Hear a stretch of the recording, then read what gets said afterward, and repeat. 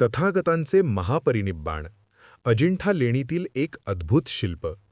वैशाख पौर्णिमा, ज्याला पाली भाषेत वेसाक मासो पुन्नमी असे म्हटले जाते, या पवित्र दिवशी तथागतांचे महापरिनिब्बाण झाले.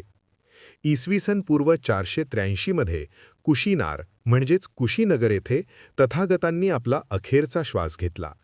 याच ऐतिहासिक आणि भावपूर्ण प्रसंगाचे अत्यंत जिवंत चित्रण महाराष्ट्रातील अजिंठा लेणीतील लेणी क्रमांक 26 मधील एका भव्य शिल्पात करण्यात आले आहे. शिल्पाचे मनोहारी आणि भावपूर्ण वर्णन. तथागतांची अंतिम मुद्रा. या शिल्पात तथागत बुद्ध आपल्या उजव्या कुशीवर अत्यंत शांत मुद्रेत झोपलेले दाखवले आहेत. शोक आणि वंदन. तथागतांच्या वरच्या बाजूला आकाशात सर्व गंधर्व जमलेले दाखवले आहेत, जे त्यांना वंदन करत आहेत, तर खाली आजूबाजूला सर्व भिक्खू शोकमग्न अवस्थेत बसलेले दिसतात. दैनंदिन वस्तूंची मांडणी. तथागतांनी आयुष्यभर वापरलेल्या साध्या वस्तूंची रचना अतिशय मार्मिकपणे केली आहे.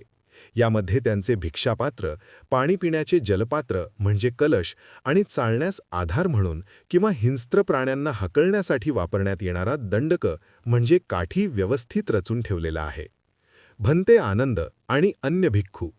शिल्पाच्या उजव्या बाजूला तथागतांचे परमशिष्य भंते आनंद पाठमोरे आणि अत्यंत शांत बसलेले दिसतात. तथागतांच्या पायाजवळही एक भिक्खू अत्यंत शोकमग्न अवस्थेत बसलेला दिसतो. शालवृक्ष. या महापरिनिब्बाणाच्या प्रसंगात शालवृक्षांचे विशेष महत्त्व आहे. शिल्पात एक शालवृक्ष तथागतांच्या पायाजवळ तर दुसरे त्यांच्या डोक्याजवळ कोरलेले आहे. तथागतांचा अंतिम संदेश. सर्व संस्कार अनित्य आहेत, हेच तथागतांचे मानवजातीला दिलेले अखेरचे शब्द होते. या शब्दांचा अर्थ असा की निर्माण झालेल्या प्रत्येक गोष्टीचा शेवट निश्चित आहे.